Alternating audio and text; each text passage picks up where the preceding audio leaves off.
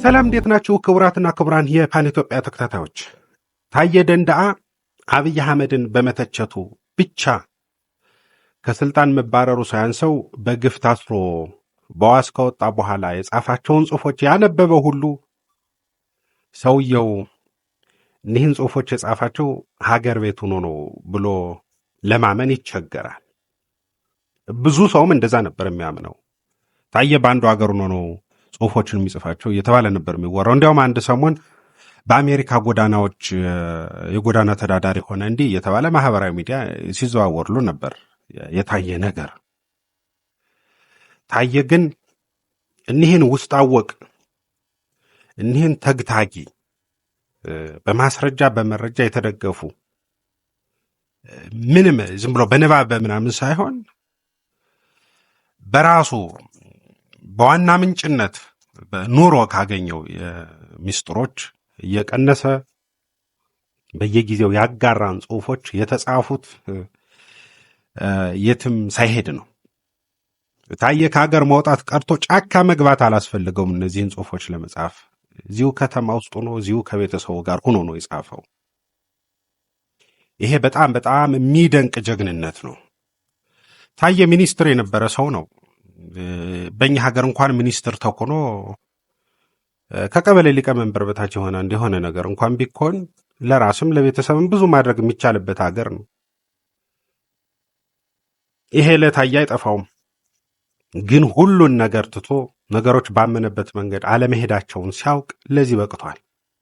ራሱን ቤተሰቡን አደጋ ላይ ከመጣል አልፎ ሕይወቱንም አደጋ ላይ ጥሏል። አሁን ታየ ታስሯል። እንደገና ተመልሶ አሳሪዎቹ ተሸናፊዎች ናቸው። ተሸናፊ ቢያስር ስጋን እንጂ መንፈስን ጀግንነትን አያስርም። እውነት ለመናገር እንዲያውም ባሰረ ቁጥር እየተዋረደ ነው የሚሄደው። ለዛ ነው ብዙ ሰዎች ብዙ ገዢዎች ጨካኝ የሚሆኑት ሰው የሚጨርሱት ሽንፈታቸውን መቀበል ስለሚከብዳቸው ነው። ያሸነፏቸው ሰዎች ስለሚገዝፉባቸው ነው። ለዛ ነው በእኛ ሀገር እኮ ተመስገን ደሳለኝ ስንቴ ታስሮ ስንቴ ተፈቷል። በቃ አሳሪዎች እንዳይተውት ይቸግራቸዋል፣ አስረውት ደግሞ ይቸግራቸዋል። በቃ አያሸንፉትም፣ መሸነፋቸውን ያውቁታል። ያው ህይወቱንም ቢያጠፉት ለውጥ እንደሌለው ስለሚያውቁ እንደገና መልሰው ይለቁታል። ይሄን አሁን ታየ እያሳየ ነው። የተመስገን ደሳለኝን ጀግንነት በታየ ደንደዓ እያየነው ነው። እውነት ለመናገር አሳሪዎቹን ሲያሸንፍ ሲገዝፍ፣ ለሱ እንዲህ አይነቱ እስር ለታየ ደንደዓ አይነቱ ጀግና እንዲህ አይነቱ እስር ሽልማት ነው፣ እውቅና ነው። ኑ እንታገል ቢል ሐሳብ ይሄ ነው ቢል እንዲህ አይነቱ ጀግና ይገባዋል። ያንሰዋል ሁላ። የእውነት ታየ ከፍ ያለ ጀግንነት ነው ያሳየው። በተለይ በቅርብ ጊዜ ካለው የፖለቲካ ዝቅጠት አንጻር እንደ ታየ ያለ ሰው በተለይ ውስጥ አወቅ በተለይ ቅርብ ብዙ ሰዎች እኮ ከብልጽግና ባቡር ተገፍተው ተባረው ወርደዋል። በየቦታው መሽገው አንገት ደፍተው ከመቀመጥ በቀር ምንም አላደረጉም። የእነ አብይ አህመድ ቲም መጠሪያ ራሱ ለማ መገርሳ ሳይቀር ምንም አላደረግም። ምኑን እንደነቁት እንደው አይታወቅም። ምንም አላደረግም። ሌሎችም ነገዱም ሌሎችም ቢሆኑ እንደው የረባ ነገር አላደረጉም። እንደ ክብደታቸው እንደ ቆይታቸው ነገዱ ከ30 ዓመት በላይ በፖለቲካው ቆይተዋል። ምንም ሲያደርጉ አላየናቸውም ከወረዱ በኋላ እዚህም እዛም ከማውራት። ሌላው ቢሆን ያው ነው በቅርቡም በሩቁም የተገፋው። ታየ ግን የእውነት ለመታገል ቆርጦ ወስኖ የሄደው ድረስ ሄዶ ይሄው የእውነት የእግር እሳት ሆኖባቸዋል። የእውነት ማንንም በሚያሳምን ልክ በግሌ ወደ 9 አካባቢ የሚሆኑ ጽሑፎች አይቻለሁ። ሁሉም 9 ጦርነቶች 9 ግንባሮች ሊባሉ ይችላሉ። ብልጽግና የተማረከባቸው የተሸነፈባቸው በመረጃ በማስረጃ የተጠቀጠቁ ሐቆች ያፈጠጡ። እንዲህ አይነት ሰው ሲገኝ ደስ ይላል። ለሁሉም ትምህርት ሊሆን የሚገባው የሚችልም ነው የታየ ማንነት። የታየን ጀግንነት እውነት ለመናገር በትግል ስም በውጭም በውስጥም ያሉ በትግል ስም በየሚዲያው እየዞሩ ለሚደነፉት፣ በትግል ስም ለሚነግዱት፣ በእውነተኛ የህዝብ አጀንዳዎች ዙሪያ ተሰባስበው ለሚበሉት ለሚከብሩት የታየን ጀግንነት መንገር ያስፈልጋል። ለህዝብ መታገል ከፈለክ እንደታየሁን ማለት ያስፈልጋል። በየትም ቦታ ላሉ ይሄን መንገር ያስፈልጋል። በቃ የታየን ጀግንነት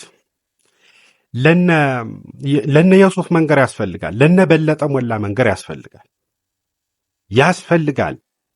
የምር የታየን ጀግንነት ለጀዋር መሐመድ መንገር ያስፈልጋል።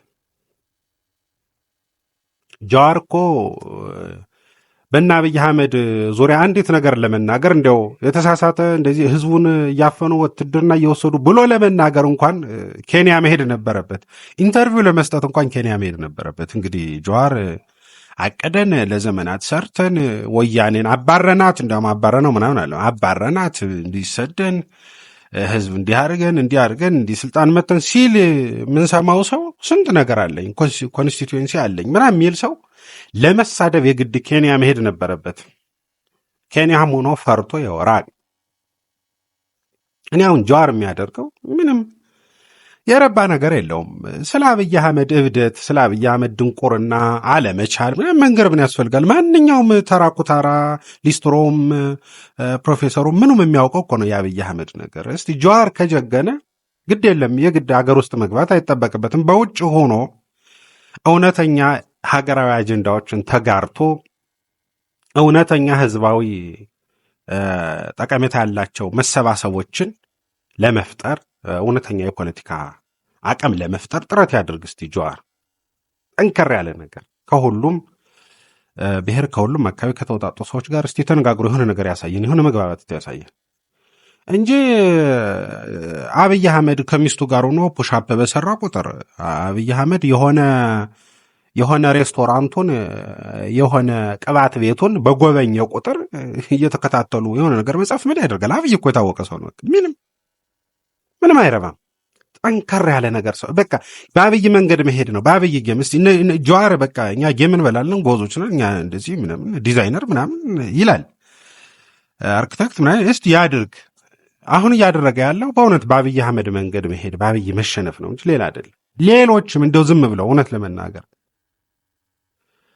ጌሙ በአብይ አህመድ እጅ ሆኖ እያለ ተሸንፈው እያለ ዝም ብለው ዳርዳሩን የማይጠቅመውን ነገር የሚዞሩ እነ ይልቃል ጌትነት እስቲ ኢንጂነር ይልቃል ዝም ብሎ በየሚዲያው ስለ አብይ አህመድ አለመቻል ኩታራነት ምናምን ከሚያወራ የፋኖን ችግር እስቲ ይፍታ።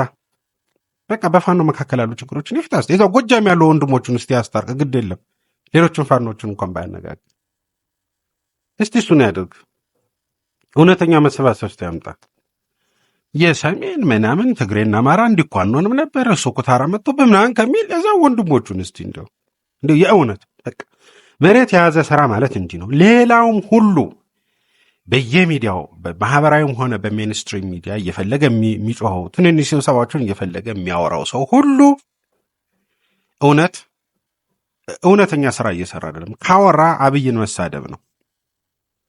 ያችንም ፊዚካል ነፃነት ስላለው ነው፣ ለጊዜው ራቅ ስላለ አደጋ የለውም አይደለ እያልኩ አይደለም። በነገራችን ላይ ውጭ ነው ስለ አብይ መናገርም አለው። ግን እንዲህ አይነት ተናጋሪዎችን አብይ ስለሚፈልጋቸው አይነካቸውም። እውነተኛ ታጋዮች ካሉ ነው የሚነቁ። ውጭ ነው የእውነት መታገል ይቻላል። ውጭ ነው ብዙ መንግስታትን የገለበጡ ጀግኖች አሉ፣ በብዙ ሀገር አሉ። እንደዛ አይነት ትግል እስቲ አድርጉ። ውጭ ያላችሁት ሴኪሪቲ ሪስክ የለውም ለማለት ብቻ አይደለም። እኔ ውጭ ያሉት ዝም ብለው የሚጮኸው ምለው የማይጠቅም ጮህ ስለሚጮህ ነው እንጂ ሴኪሪቲ ሪስክማ በአፄ ኃይለሥላሴ ዘመንም እኮ እነ ብርሃኑ ድንቄ አደጋ ያንዣበበባቸው ነበር አሜሪካ በዛ ዘመን። ዛሬ ደግሞ ዓለም ተቀራርቧል። ምን ብሏል? ስጋቶች፣ ችግሮች ነው። ግን እስቲ የእውነት ተሰባሰቡ፣ የእውነት ጀግኑ። እስቲ እንደታየ ደንደአ ጎብዙ። በቃ በውጭም በውስጥም ያላችሁ ዝም ብላችሁ በቃ እንደው ወይ በትግል ለማትረፍ የራሳችሁን ጥቅም ለማትረፍ ወይ ደግሞ አለሁ ለማለት ወይ ሰው ለመምሰል ወይም ይህን ያንም ለመሆንና ለመምሰል የምትታትሩ ሁሉ እስቲ ሁሉንም ትታችሁ እንደታየ ደንደአ ጀግኑ።